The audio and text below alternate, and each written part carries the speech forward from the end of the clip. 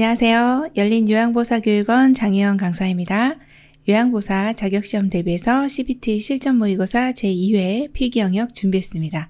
모두 열심히 공부하셔서 시험에 합격하시기 바랍니다. 지금부터 보겠습니다. 1번, 다음 중 노인의 심리적 특성이 옳게 연결된 것은 1번, 우울증 경향의 증가, 부정적 사고, 흥미와 의욕 상실 등의 증상을 보인다. 2번, 경직성의 증가, 일의 결과를 중시하고 매사에 신중해진다. 3번, 생에 대한 회고의 경향, 과거를 회상하거나 마음의 안락을 찾는다. 4번, 조심성의 증가, 새로운 변화를 싫어하고 도전적인 일을 꺼려한다. 5번, 유산을 남기려는 경향, 응어리졌던 감정을 해소해주는 역할을 한다. 정답 골라볼까요? 정답 1번입니다. 우울증 경향의 증가, 부정적 사고, 흥미와 의욕 상실 등의 증상을 보이게 됩니다. 그럼 두 번째는 왜 틀렸을까요? 두 번째, 일의 결과를 중시하고 매사에 신중해지는 것은 조심성의 증가입니다. 자, 세 번째, 과거를 회상하거나 마음의 안락을 찾는 것은 친근한 사물에 대한 애착심입니다. 네 번째는요, 새로운 변화를 싫어하고 도전적인 일을 꺼려한다, 경직성의 증가죠. 다섯 번째, 응어리졌던 감정을 해소해주는 역할을 하는 것은 생에 대한 회고의 경향 증가입니다. 2번, 장기요양 서비스 제공 계획을 수립하기 전에 대상자의 신체적, 심리적, 사회 환경적 상황을 파악하는 평가 방법은 1번 욕구평가, 2번 형성평가, 3번 자가평가, 4번 총괄평가, 5번 효과평가. 정답은요? 네, 1번 욕구평가입니다. 자, 욕구평가란 무엇일까요? 대상자의 욕구와 문제를 해결하기 위해서 정보를 수집하고 분석해서 대상자의 상황을 명확하게 하는 것이 바로 욕구평가인데요. 이때는 신체적 상황, 정신, 심리 상태나 사회 환경까지도 파악해야 되는 내용이 포함됩니다. 정답 1번이고요. 3번 노인 부양 문제 해결 방안은 1번 시설 중심의 돌봄 서비스로 개편한다. 2번 사회와 가족이 협력하여 부양한다. 3번 세대 간의 소통을 줄인다. 4번 획일적인 노인 복지 서비스를 제공한다.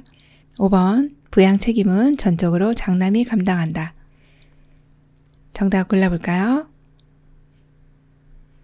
2번 사회와 가족이 협력하여 부양한다입니다. 네, 노인 부양 문제가 많이 대두되고 있죠. 네, 해결 방안은 사회만 책임질 것도 아니고 가족만 책임질 것도 아니죠. 협력해서 부양한다가 정답입니다.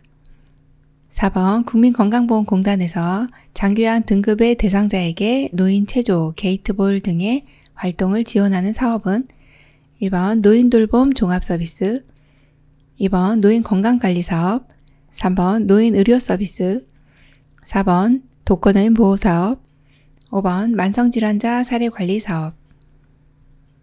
정답 골라볼까요? 네, 2번 노인 건강관리 사업입니다. 자, 공단에서 하는 사업이 이제 몇 가지가 있는데 상당히 많지만 특별히 이제 장기요양 등급을 받으신 분 외에라고 되어 있죠. 등급자는 총 1등급부터 5등급까지가 있고 인지지원 등급까지 하면 총 6개의 등급이 있는데요. 등급을 받지 못하신 분들을 등급의 등해자라고 표현합니다. 그러면 그런 분들에게는 또 서비스가 없나요? 있습니다. 이런 분들에게 지원하는 사업은요. 만성질환자 관리사업, 대표적으로 공단에서 하는 거 두 가지 기억하시면 좋습니다. 만성질환자 관리사업은 만성질환이라고 하면 대표적으로 고혈압, 당뇨, 관절염이죠. 만성질환이 있는 분들에게 건강관리나 의료 이용에 관한 정보, 제공, 생활습관 개선 등의 상담 서비스를 제공하고요. 또 하나가 있는데 노인 건강관리 사업입니다.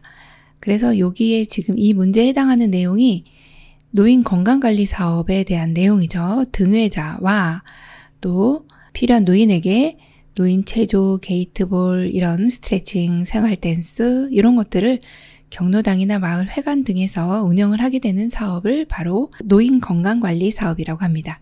정답 2번입니다. 5번 장기요양 인정 신청 시 필요 없는 서류로 옳은 것은 1번 장기요양 인정 신청 대상자의 신분증, 2번 신청자의 신분증, 3번 개인정보 이용 및 제공 사전 동의서, 4번 장기요양 인정 신청서. 5번 대리인 신청할 경우 대리인의 신분증. 정답 골라볼까요? 네, 3번입니다. 개인정보 이용 및 제공 사전 동의서. 네, 이 내용은 동의서는 필요 없고요. 장기요양 인정을 신청할 때 정말 필요한 거, 꼭 필요한 거 3가지. 본인이 신청할 때는 사실 이제 본인 신분증하고 장기요양 인정 신청서라고 하는 거를 반드시 작성을 해주셔야 돼요. 신청자의 신분증만 있으면 되는데 이제 대리인이 신청하는 경우가 있죠. 이때는 대리인의 신분증을 가져가 주시면 됩니다. 네, 그래서 여기에서는 필요 없는 서류 3번이 되겠고요. 6번 요양보호사가 서비스를 제공하는 동안 직업윤리를 준수한 사례는 1번 대상자와 친밀감을 유지하기 위해 유아어를 사용하였다. 2번 대상자를 선별하여 서비스를 제공하였다. 3번 높은 장기요양 등급을 받을 수 있게 도와주었다. 4번 재가 방문 시 대상자가 없어서 다음 방문일을 메모로 남겼다. 5번 동료 요양보호사에게 근무를 대신해 달라고 사적으로 부탁하였다. 정답은요? 네, 4번입니다. 재가 방문 시 대상자가 없어서 다음 방문일을 메모로 남긴 내용, 네, 너무 잘해주셨죠? 네, 이렇게 해야 이제 올바른 직업윤리를 준수한 사례라고 볼 수가 있습니다.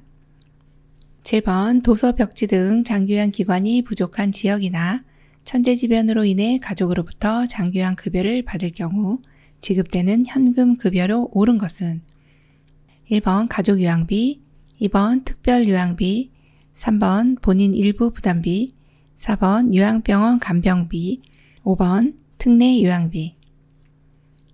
정답 골라볼까요? 1번 가족 요양비입니다. 자, 도서 벽지 등 장기요양 기관이 부족한 지역, 이때 이제 장기요양 기관이 부족하기 때문에 어쩔 수 없이 가족으로부터, 이 내용이 키워드입니다. 가족으로부터 장기요양 급여를 받았네요. 그래서 가족 요양비라고 보시면 됩니다. 요 키워드를 아시면 이렇게 딱 답으로 고르시기가 쉽습니다.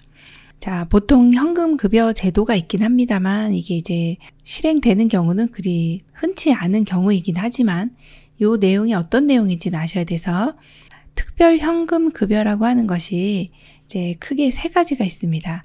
가족 요양비, 지금 같은 경우죠. 도서, 벽지 등 요양기관이 현저히 부족한 지역, 그래서 어쩔 수 없이 가족에게 장기요양 급여를 받았습니다. 그러면 가족 요양비가 되고요. 자, 2번째 나와 있는 내용은 특례 요양비입니다. 여기는 수급자가 장기요양 기관이 아닌 이런 내용이 나오면 아닌 곳에서 이 급여를 받은 것이죠. 장기요양 기관이 없어요. 아닌 곳에서 받았습니다. 그래서 이때는 수급자에게 지급되는 현금 급여가 특례 요양비, 특별한 사례다 이렇게 보시면 되고요. 자, 마지막 3번째는 요양병원 간병비라고 하는 내용이 있습니다. 자, 수급자가 요양병원에 입원했을 때 장기요양에 사용되는 비용의 일부가 지급되는 현금 급여가 요양병원 간병비다 이렇게 보시면 됩니다. 그래서 여기 3가지가 바로 특별 현금 급여구나. 예, 특별 현금 급여는 3가지가 있다 이렇게 보시면 됩니다. 8번 요양보호사에게 업무상 부상이나 질병이 발생했을 때 산업재해보상보험법의 보장 내용으로 옳은 것은 1번 보험급여에 대해 세금이 부과된다. 2번 보험급여는 양도할 수 있다. 3번 법으로 보장된 보험급여를 받을 권리는 1년이다. 4번 산업재해로 퇴직할 경우 보험급여는 중단된다.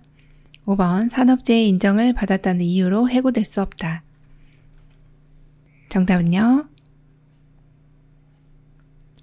5번 산업재해 인정을 받았다는 이유로 해고될 수 없다. 네, 업무상 부상이나 질병이 발생했는데 이 산업재해 인정을 받았다? 그러니까 일을 그만하셔야 돼요. 이렇게 할 수 없다라는 거죠.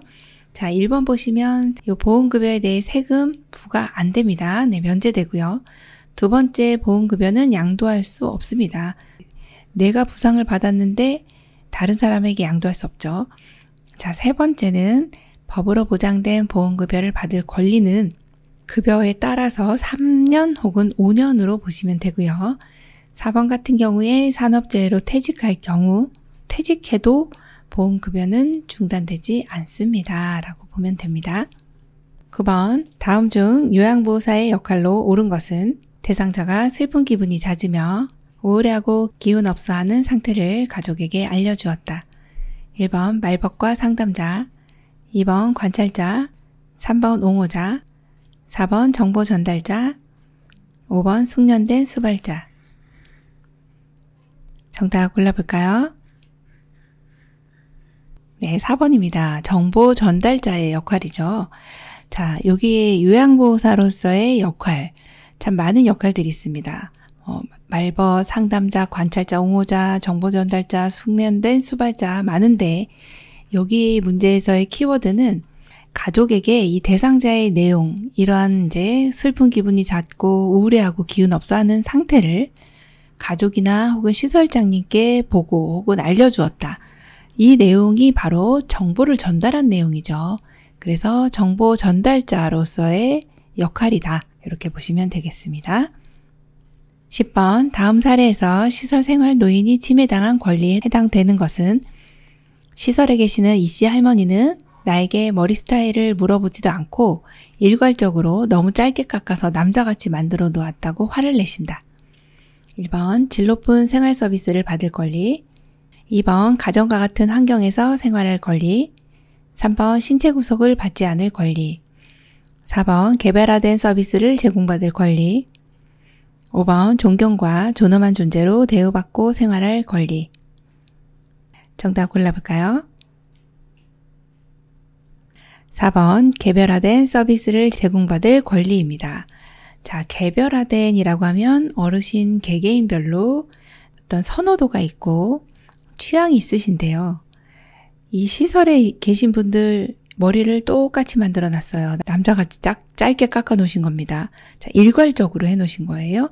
이거는 개별적인 어떤 개인의 선호도하고 상관없이 해 놓으셨기 때문에 개별화된 서비스를 제공받을 권리가 침해당했다. 이렇게 골라주시면 됩니다.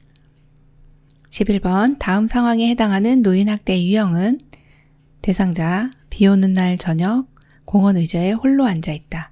아들 고함을 치며 내가 놓친 애 때문에 진짜 힘들어서 못 살겠어. 당장 안 들어오고 뭐해요? 1번 유기, 2번 자기 방임, 3번 신체적 학대, 4번 방임, 5번 정서적 학대. 정답 골라볼까요? 5번 정서적 학대입니다. 노인 학대 유형은 거의 매번 시험에 나온다고 생각하시면 되고요. 노인 학대 유형 그래서 중요하고 각각의 내용을 파악하고 계셔야 하는데 여기 예문에 보면 이 노인 때문에 힘들어서 못 살겠다. 당장 안 들어오고 뭐해요? 하면서 이제 고함을 친 거죠. 이거는 때린 건 아닙니다만 말로써 이제 대상자를 힘들게 한 거예요. 무시하고 소리 지르고. 이거는 정서적인 학대로 보시면 됩니다. 말로써 어르신을 이제 괴롭히는 거죠. 심리적으로 마음이 힘들어지는 거죠. 그래서 안 좋은 소리 들으면 마음이 힘들잖아요. 그래서 이걸 정서적 학대라고 고르시면 됩니다. 12번 다음과 같은 내용을 포함하는 성희롱 유형은 외모에 대한 성적인 평가와 비유, 이상한 눈초리로 안마를 해달라고 조르기.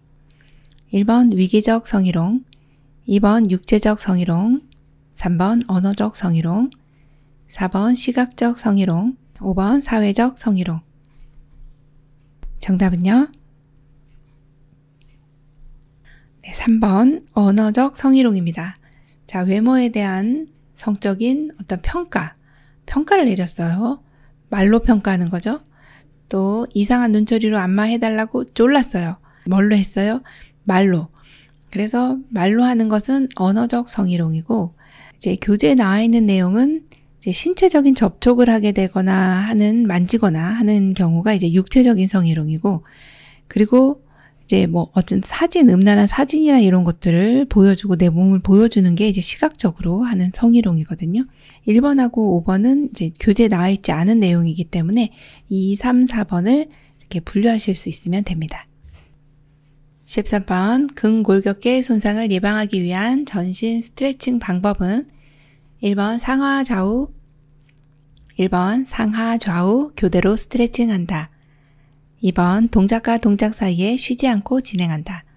3번 한 가지 자세를 5분 이상 유지한다. 4번 통증이 느껴질 때까지 동작을 반복한다. 5번 스트레칭 된 상태에서는 숨을 최대한 참는다.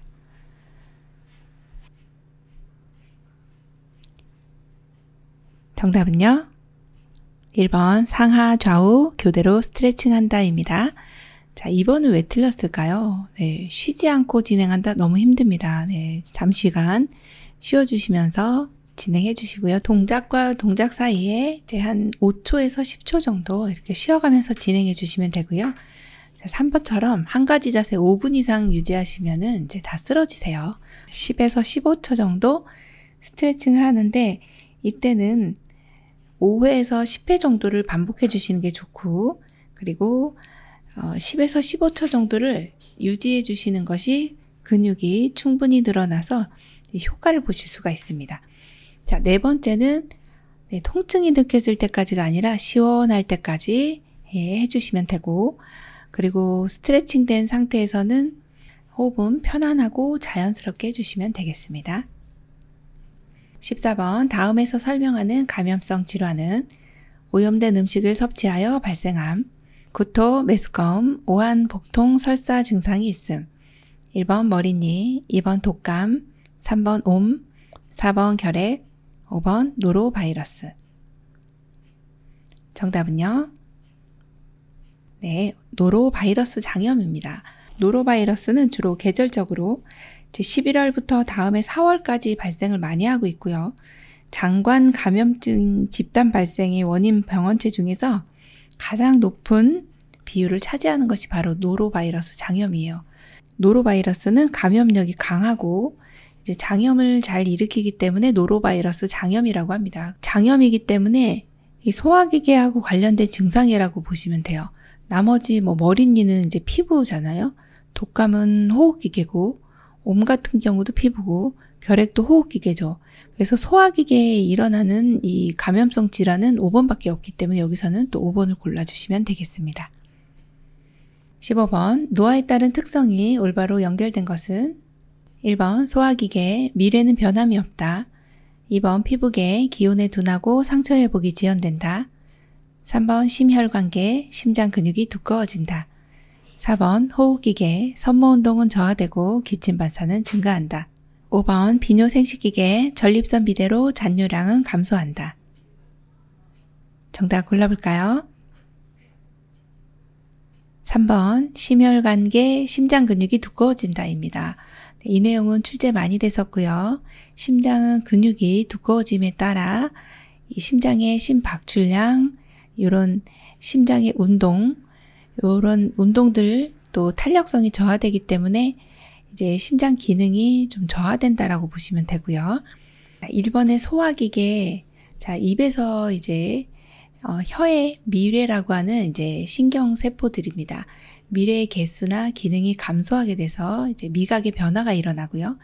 자, 두 번째 피부계는 기온에 민감해집니다. 상처 회복 지연되는 건 맞습니다. 자, 기온에 둔감해지는 게 아니고 기온에 또 민감해져요. 피하 지방이 빠지면서 약간 저체온이라든지 또는 오한을 느끼기가 쉽거든요. 기온에는 민감해진다 이 내용을 보시면 되고요. 여기 상처 회복 지연된다 이 내용은 맞습니다. 자, 4번에 보시면 섬모운동은 저하되고, 네, 섬모운동 저하되는 거 맞고요. 섬모운동은 기관지 내에 이렇게 밖으로 이물질들, 미생물들 내보내는 자기 방어 기전이죠.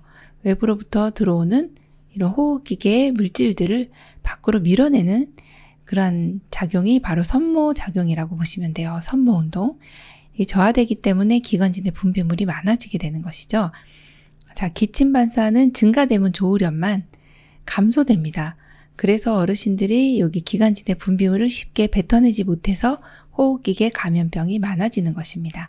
5번째 비뇨생식기계의 전립선 비대로 맞습니다. 전립선 비대해지는 것은 네, 대부분의 남성 노인이 호소하게 되는 증상이고요. 잔뇨량은 증가됩니다. 잔뇨량은 뭘까요? 이제 소변이 마려워서 화장실 가셨는데 소변을 비우고 났는데 요 방광 안에 남아있는 소변량, 요것을 잔뇨량이라고 합니다. 잔뇨량이 시원하게 보지 못하기 때문에 증가가 되시는 내용으로 보시면 됩니다. 16번, 만성질환을 예방하기 위한 노인의 운동 방법으로 옳은 것은 1번, 운동을 모두 마친 후에 휴식 시간을 갖는다. 2번, 최대 심박동수의 80% 수준으로 운동한다. 3번, 이른 아침이나 밤 시간대에 운동을 한다. 4번, 마무리 운동은 안정시 심박동수로 돌아올 때까지 한다. 5번, 고강도로 시작하여 저강도 운동으로 마무리한다. 정답 골라볼까요? 네, 4번입니다. 마무리 운동은 안정시 심박동수로 돌아올 때까지 한다입니다. 자, 만성질환을 예방하기 위해서 노인분들 당연히 운동하셔야 하는데 운동은 처음에 준비 운동을 반드시 해주셔야 하고 그리고 이제 서서히 저강도로 시작해서 서서히 증가한 후에 안정시 심박동수로 마무리를 해주시는 건데요.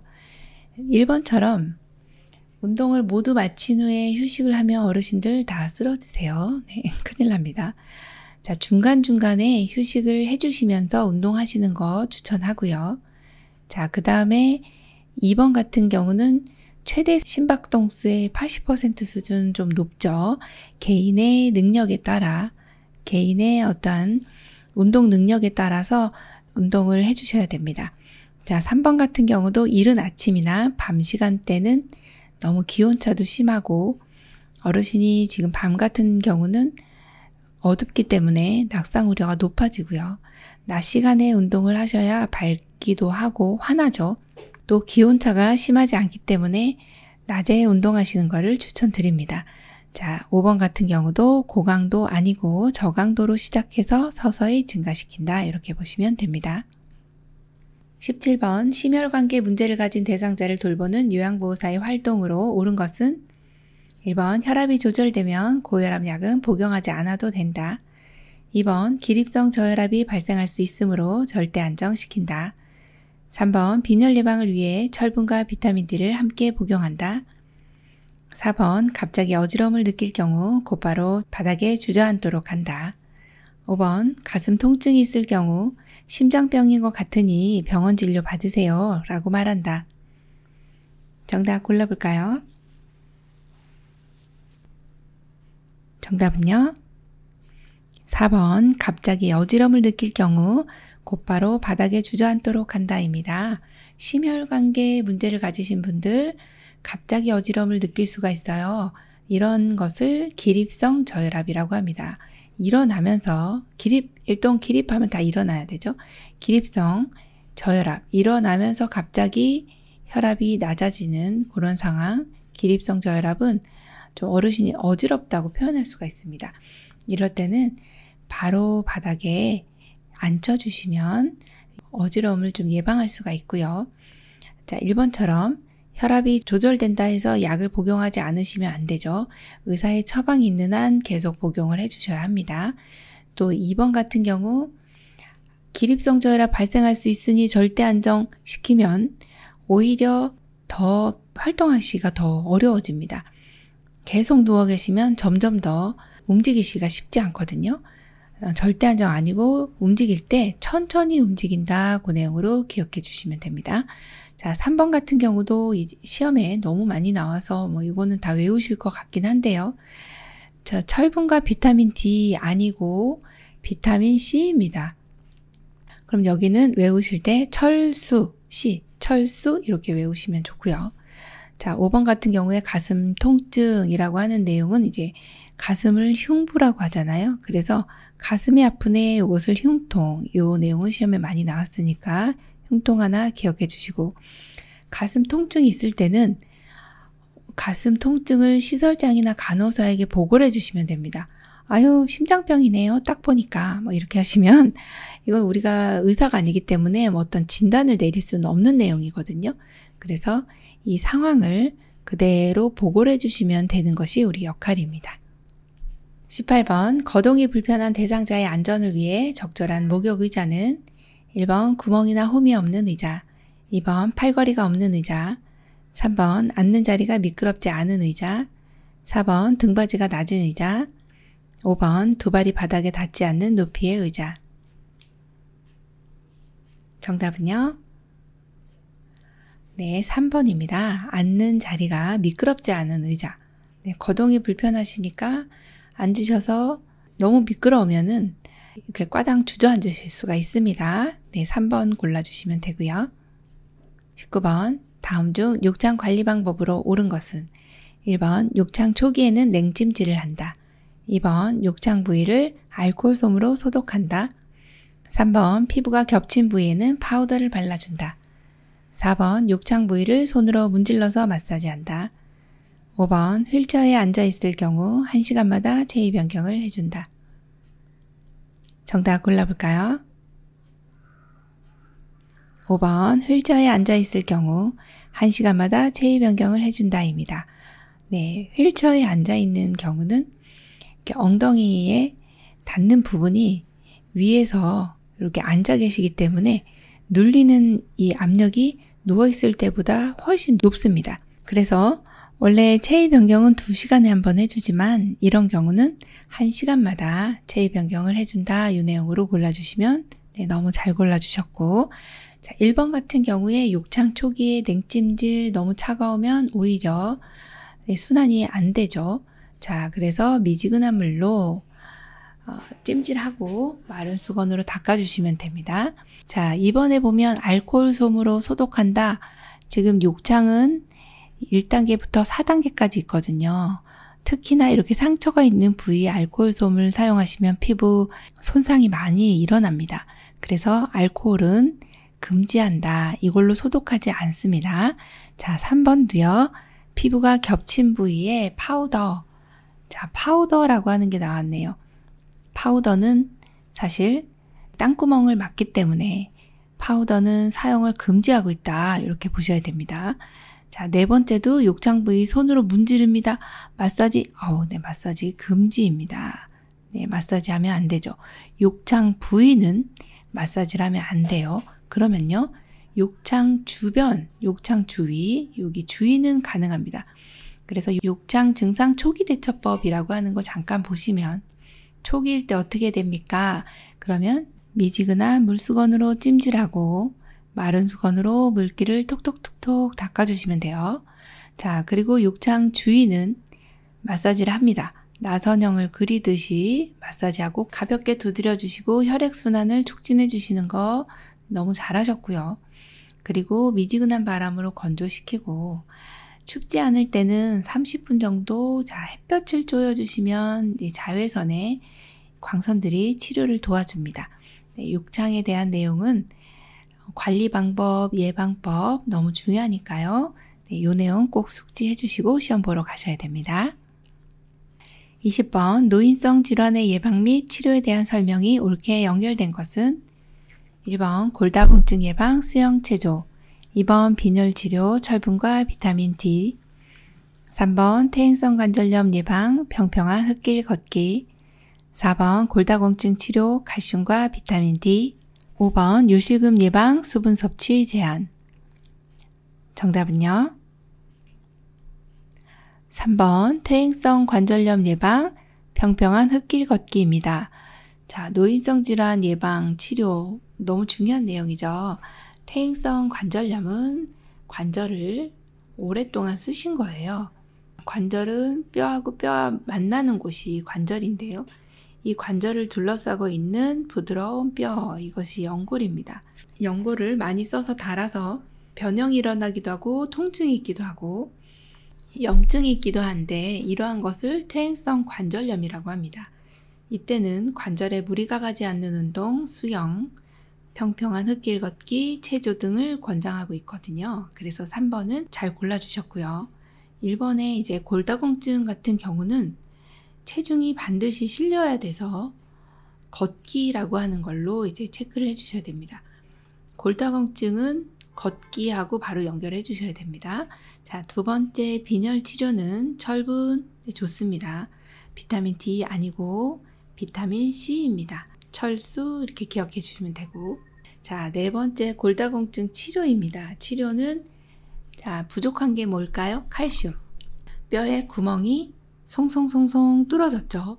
뼈의 골밀도가 굉장히 높이 이제 꽉 채워져서 태어났는데 폐경 이후에 여성분들이 에스트로겐 분비 저하되면서 이 뼈 속에 있는 칼슘이 빠져나가게 되는 이런 경우가 이제 골다공증이에요.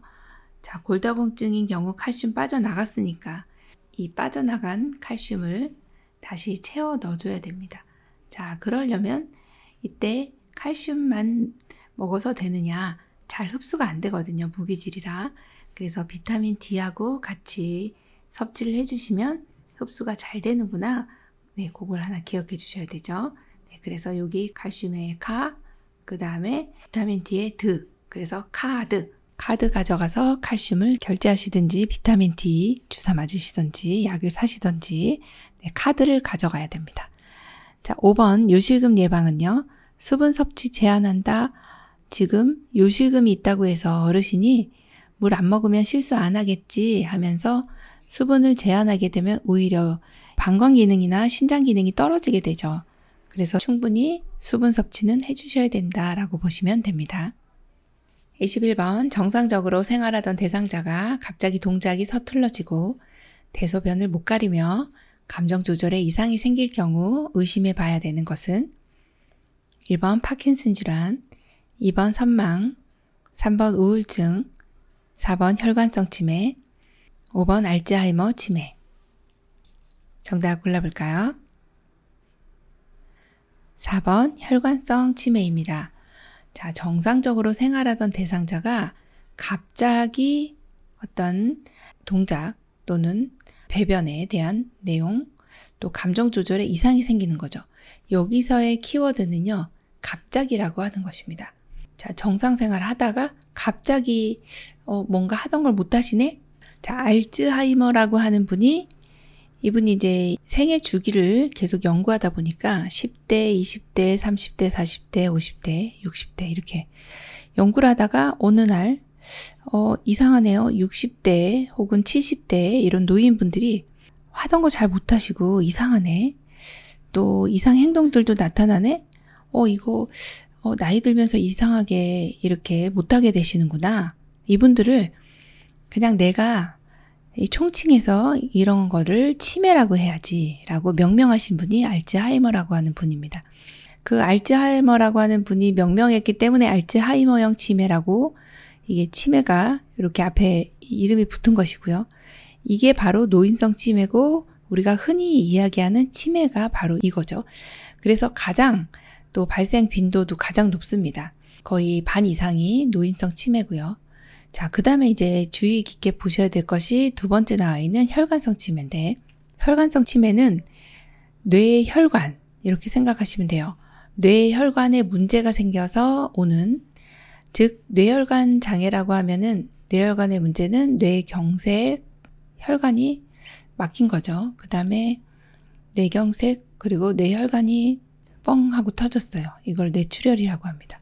뇌경색이나 뇌출혈 요 두 가지 대표적인 뇌졸중이라고 보시면 되는데요. 요 질환을 앓고 난 이후에 오는 치매의 유형은 비교적 갑자기 발병한다. 요 내용이 특징적인 내용입니다. 그래서 혈관성 치매, 이런 분들이 오는 치매의 형태를 혈관성 치매다 이렇게 보시면 돼요. 뇌혈관이 터지거나 막혀서 산소와 영양분의 공급이 차단되어 뇌세포가 손상되면서 생기는 것이 바로 혈관성 치매구나 이렇게 보시면 됩니다. 22번 다음 중 녹내장 대상자의 일상생활 주의사항으로 옳은 것은 1번 매일 10회 이상 윗몸 일으키기를 한다. 2번 목이 따뜻하게 목티를 입도록 한다. 3번 녹내장은 추운 겨울에만 발작하기 쉽다. 4번 머리에 혈액순환이 잘 되도록 물구나무 서기를 한다. 5번 한눈에 녹내장이 있으면 두 눈 모두 정기검사를 받는다. 정답은요? 네, 5번입니다. 한눈에 녹내장이 있으면 두 눈 모두 정기검사를 받습니다. 네, 녹내장이 있는 분들은 이제 안압이 올라가서 생기는 거거든요. 안압이라고 하면 눈의 압력인데요. 안압이 왜 올라갔을까요? 네, 이제 안구가 이렇게 있는데요. 이게 옆에서 봤을 때고요. 이 안구 바로 이제 투명한 막 바로 뒤에 여기가 이제 각막이 있어요. 각막. 자, 각막이 여기 이렇게 있고, 그 다음에 각막 뒤에 수정체라고 하는 게 이렇게 수정체가 이렇게 있고, 요 각막에 요 위에 이제 방수라고 하는 게 나옵니다. 각막의 윗부분에서. 방수는 이제 눈에 영양을 공급해주는 물이거든요. 눈물 말고. 방수가 나왔다가 쭉 하고 나와서 영양을 주고 나가야 됩니다. 다시. 그런데 어떤 원인에 의해서 좁아진다든지 나이가 들었어요. 뭐 특별한 원인을 발견하지 못한 경우가 많습니다. 그래서 이제 방수가 여기 눈 안에 남아있다 보니까 남아있으면은 압력이 자꾸 올라가고 이 시신경을 누르게 됩니다. 눈의 망막층을 누르게 돼요. 그러면은 이제 눈이 누르니까 자꾸 누르니까 아프죠. 그래서 안압이 올라가면서 안구 통증을 호소하고 그리고 여기 각막 부분에 혼탁을 일으키는 이러한 질환이 녹내장입니다. 이때는 눈의 압력을 올려주면 안 되기 때문에 복장이 이제 편한 옷을 입어주셔야 하고 담배는 좀 끊어주셔야 하고 술도 줄여주셔야 하고 특히나 지금 물구나무 서신 요 그림 안 됩니다. 자, 물구나무 서면 머리가 피로 올라가니까 눈의 압력 올라가고 복압이 올라가는 뭐 윗몸 일으키기 이런 거는 해주시는 거 안 되고요. 심지어는 이렇게 고개 숙인 상태로 공부를 너무 오래 하시는 것도 피하셔야 되고 또 흥분하시면 안 됩니다. 막 이 혈압 올라가면서 같이 안압도 올라가니까 또 기온 변화에 특별히 유의해 주셔야 하는데 추운 겨울뿐만 아니라 무더운 여름에도 발작하기가 쉬우니까 조심해 주셔야 하고요. 한쪽 눈에 녹내장이 있으면 다른 쪽도 오기가 쉬우니까 반드시 두 눈 모두 정기검사를 받는다. 네, 여기 정답이었죠. 23번 심장이 수축력이 저하되어 호흡곤란, 부종이 나타나는 질병은 1번 결핵, 2번 동맥경화증, 3번 신부전, 4번 폐렴, 5번 고지혈증. 정답 골라볼까요? 네, 3번 신부전입니다. 자, 심장은 태어나서 죽을 때까지 평생 수축이완을 하게 됩니다. 그런데 심장 근육이 두꺼워지고 또 나이가 들면서 심장 근육의 힘이 떨어지는 거죠. 그래서 심장의 수축력이 저하됩니다. 그러면 잘 짜주질 못하기 때문에 우려이 오는 것이죠. 심장 내에 피가 고여있게 됩니다. 이걸 이제 신부전이다 이렇게 표현하는데요.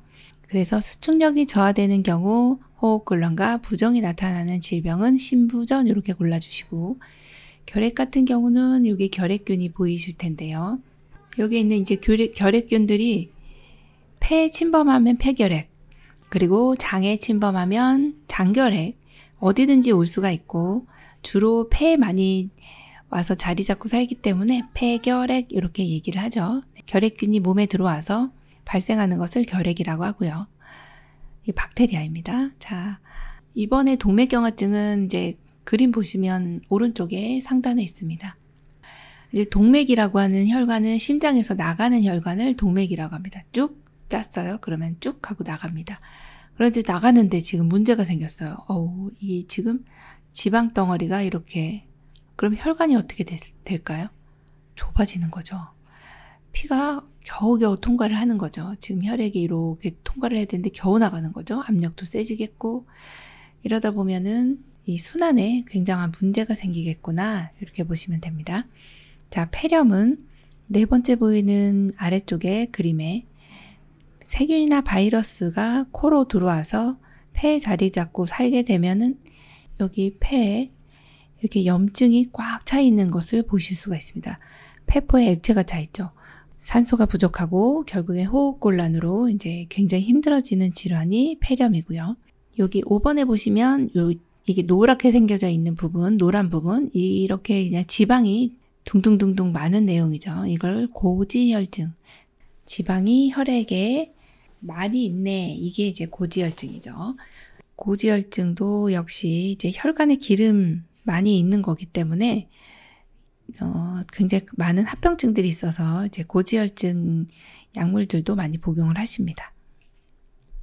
24번 다음 중 선망 대상자 비약물요법으로 옳은 것은 1번 진압력 유지를 위해 사진, 달력, 시계 등을 가까이 두지 않는다.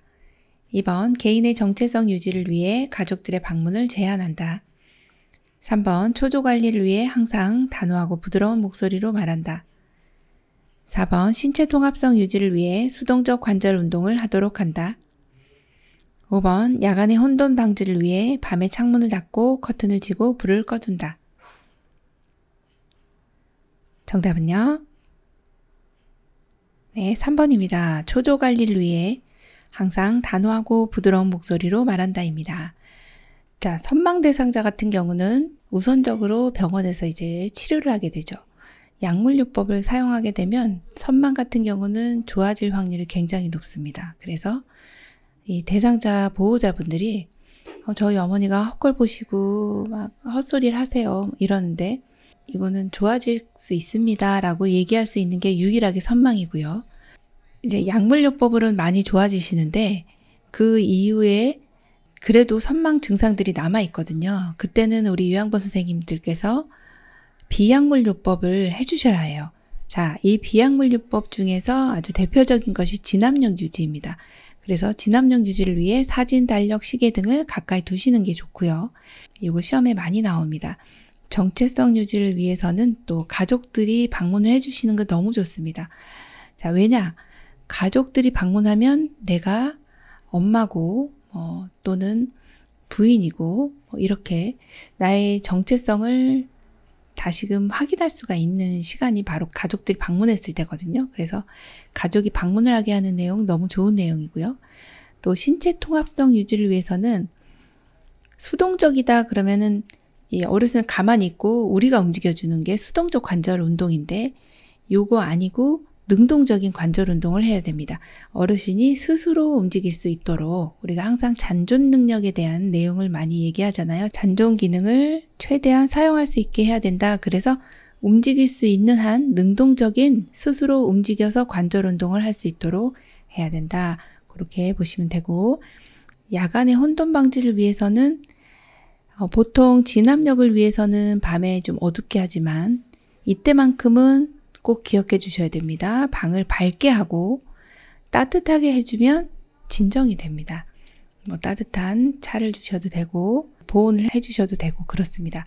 어쨌든 첫 번째 나와 있는 내용이 방을 밝게 하고 기억해 주시고요. 또 하나는 따뜻하게 해주면 진정이 된다.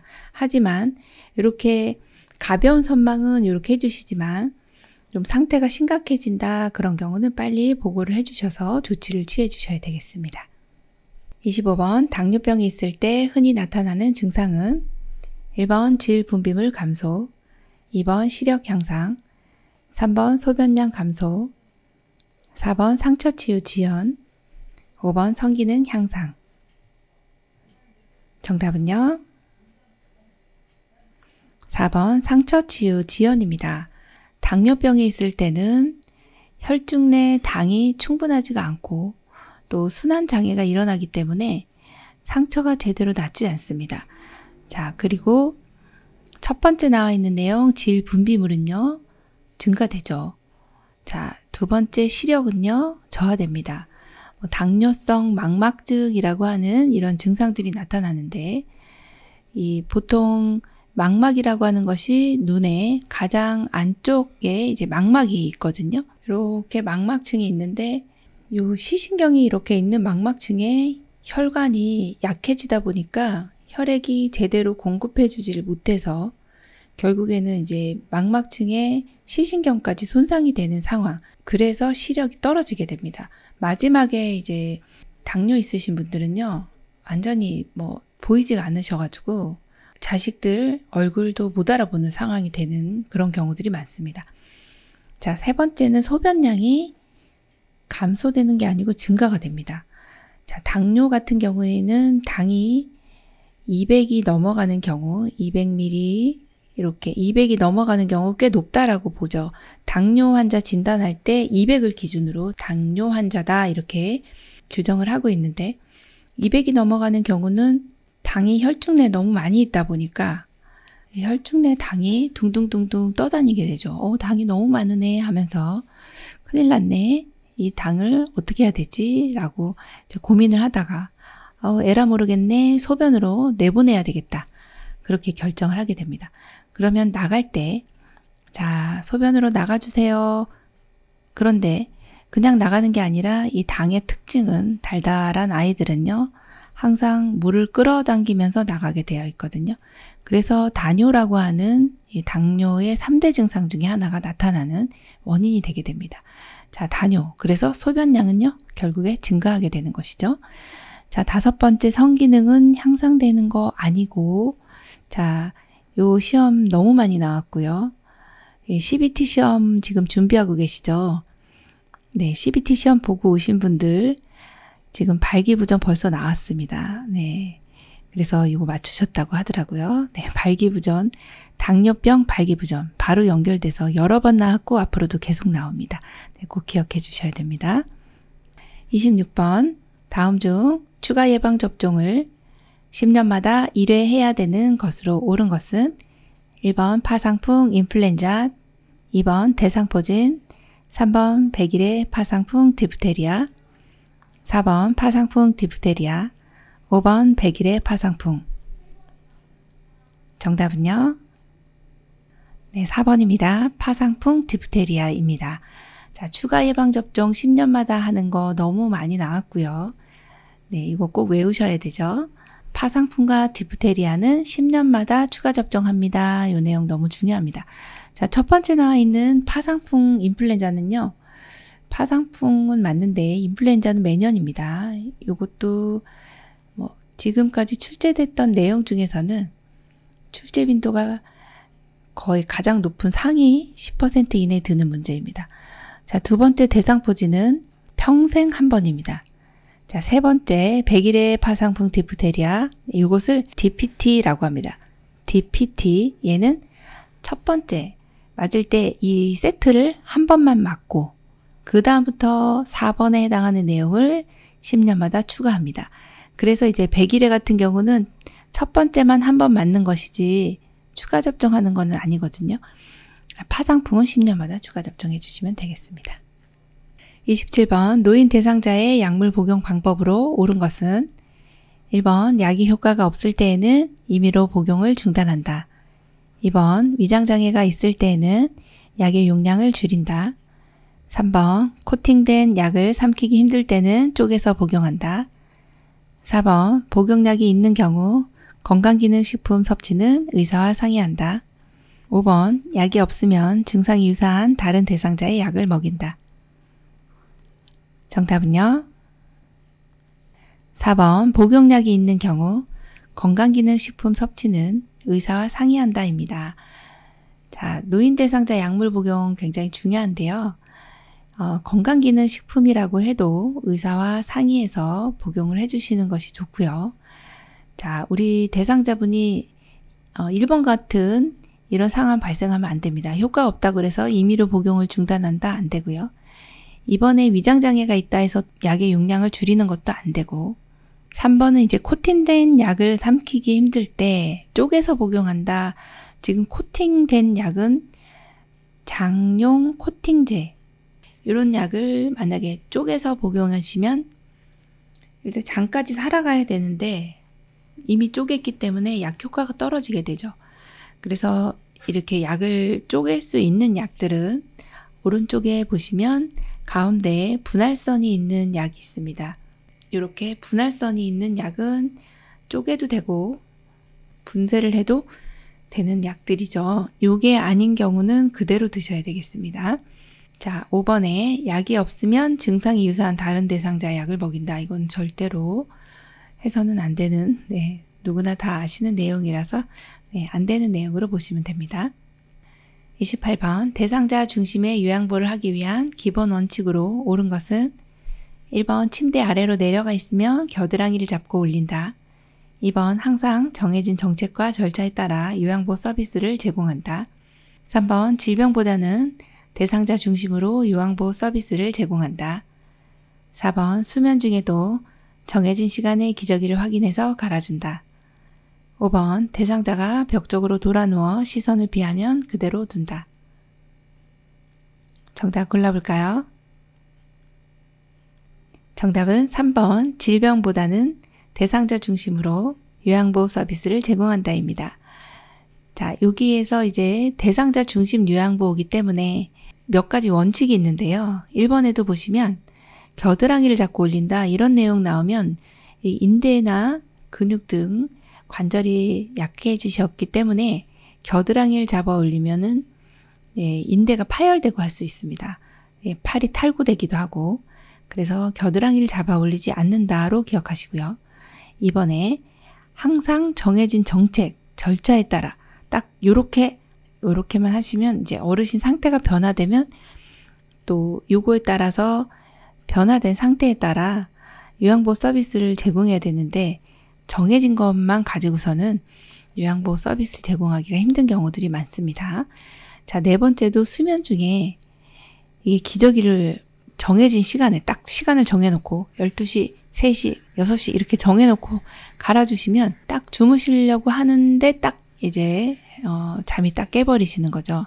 노인분들의 수면은 이제 어려움이 많아요. 수면 장애가 많습니다. 잠들기까지 시간이 오래 걸리고 깊은 수면에 들어가지 못하고 또 수면 시간 전체가 짧아지고 이런 문제점들이 있기 때문에 수면을 방해해서는 안 되겠고요. 5번째 대상자가 벽 쪽으로 돌아 누워 시선을 피하는 경우들이 많이 있습니다. 주로 치매 말기로 갈수록 이런데요. 이때는 벽 쪽과 대상자 사이 공간을 만들어서 저 좀 봐주세요 하면서 시선을 맞추도록 해주시면 되겠습니다.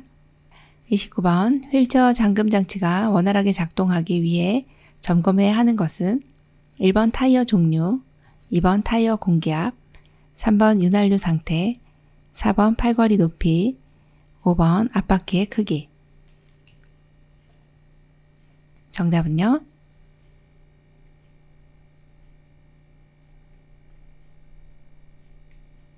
2번 타이어 공기압입니다.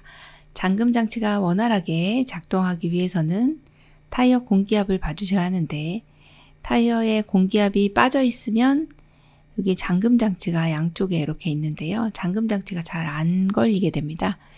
그래서 공기압을 항상 체크를 해주셔야 하는데 엄지손가락으로 꾹 눌렀을 때 5mm, 0.5cm 정도 들어가면 적정 공기압이라고 보시면 됩니다.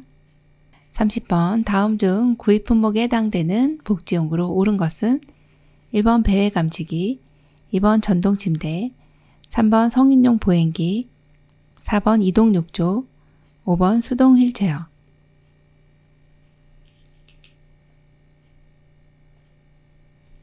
정답은요? 3번 성인용 보행기입니다. 네, 복지용구는 재가급여에만 있다. 맞습니다. 재가급여에 기타 재가급여에 들어가 있는 내용이 이제 복지용구인데요.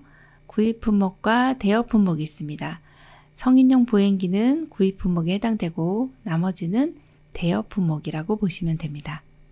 31번 다음 중 태풍에 대한 대처 방법으로 옳은 것은 1번 가스는 열어둔다, 2번 배수구는 막아둔다, 3번 지하실로 대피한다, 4번 출입문과 창문을 모두 닫고 잠근다, 5번 창문 가까이 있으면서 외부를 지켜본다. 정답은요? 4번 출입문과 창문을 모두 닫고 잠근다입니다. 자, 태풍이 오기 때문에 출입문 닫고 창문도 닫아주셔야지 이 태풍이 안전하겠죠? 자, 1번에 보시면 가스는요, 잠가두는 게 맞습니다. 2번에 배수구는 이제 막아두면은 물이 흘러내려가지 않기 때문에 배수구에 쌓인 쓰레기를 청소해 두어야 잘 빠져나가겠죠. 자, 3번에 지하실로 대피하면 이제 혹시 태풍이 와서 물이 많이 고이게 되면 대피하기가 힘듭니다. 그래서 지하에서는 나온다 그렇게 기억해 주시고요.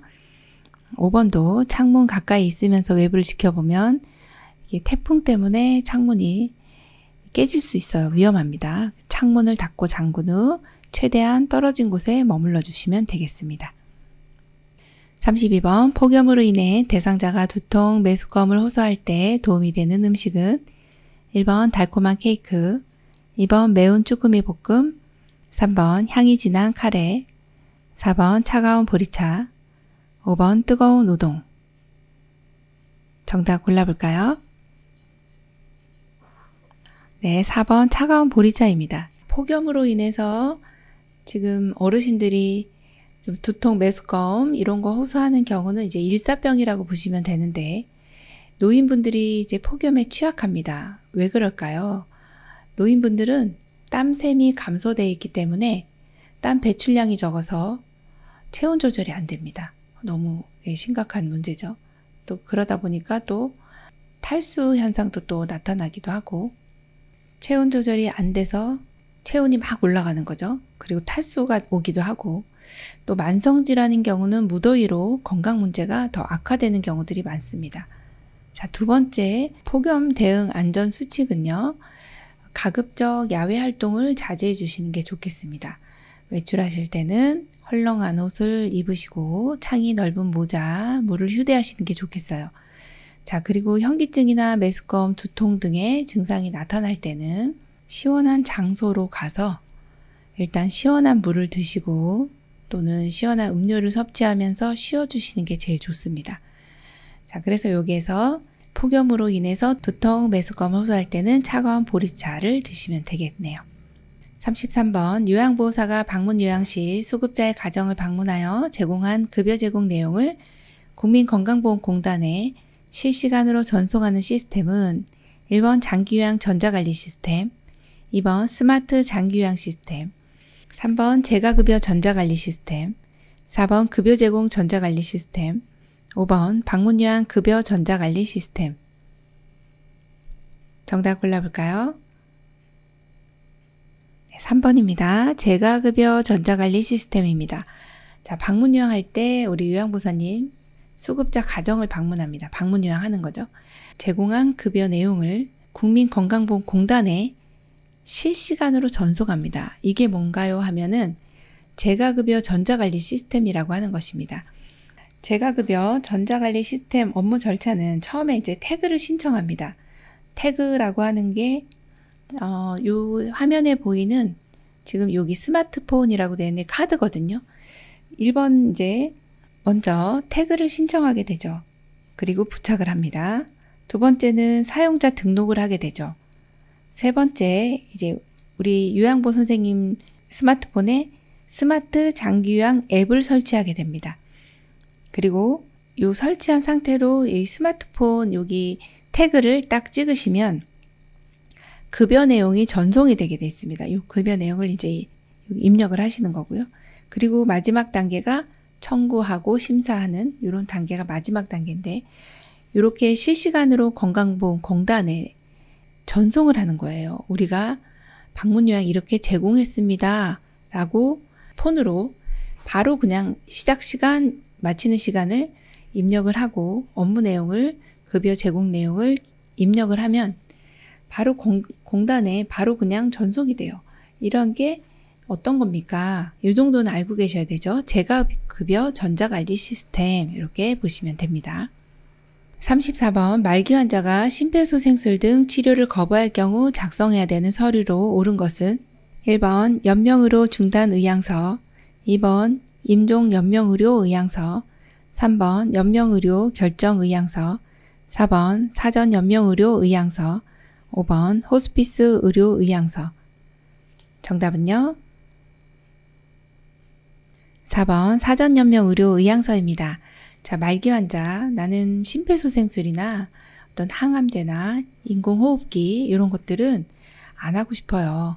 자연적으로 명이 닿는 대로 그냥 살다가 갈래요 라고 하는 이런 이제 내가 생존만을 위해서 그냥 단순하게 임종 과정의 기간만을 연장하기 위한 의학적 시술은 안 받고 싶다라고 또 의향을 밝혀놓은 이러한 서류가 바로 사전연명의료의향서라고 하는 것이죠.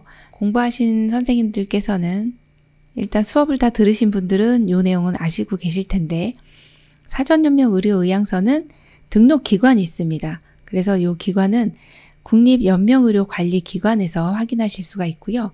이러한 사전연명의료의향서 작성은 반드시 본인이 하셔야 되는데 말기 환자 또는 19세 이상, 19세가 넘어야 됩니다. 이상 성인 본인 스스로가 해야 인정이 되고요. 임종 과정에 있어서 심폐소생술, 혈액투석, 항암제, 인공호흡기 이런 거는 안 하고 싶다. 그냥 생존에 필요한 산소 공급이라든지 아니면 통증 완화를 위한 의료행위나 영양분 공급, 물, 산소 이런 공급들은 해줍니다. 요 이외에 이 임종 과정의 기간만을 연장해주는 이러한 침습적인 이러한 치료들은 안 하고 싶다라고 하는 요것을 이제 작성하게 되는 것이 사정연명 의료의향서고요. 작성 후 등록기간이 있어요. 사전연명의료의향서 등록기간에 반드시 등록을 해주셔야 효력을 발생하고 이걸 등록했다 해서 모든 의료기관에 다 연동되는 것은 아니죠. 그래서 의료기관에 가시면 저는 사전연명의료의향서 작성했습니다 라고 알려주셔야 되겠습니다. 35번 의식이 없는 대상자를 발견했을 경우 심폐소생술을 배우지 않은 일반인 구조자의 응급처치 방법으로 옳은 것은 1번 기도 유지 후 인공호흡만 한다. 2번 기도 유지를 하면서 기다린다. 3번 119에 신고하고 안전을 지켜준다. 4번 가슴 압박만 하는 심폐소생술을 권장한다.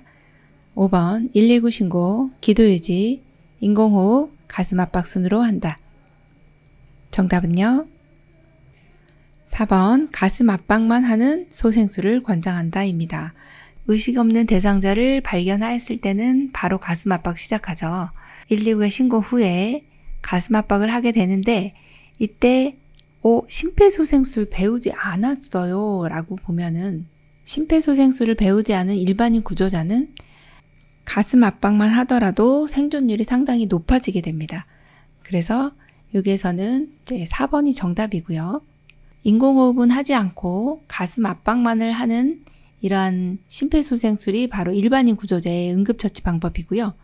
보건의료인이 아닌 일반인이 실시할 수 있는 이 방법이고요.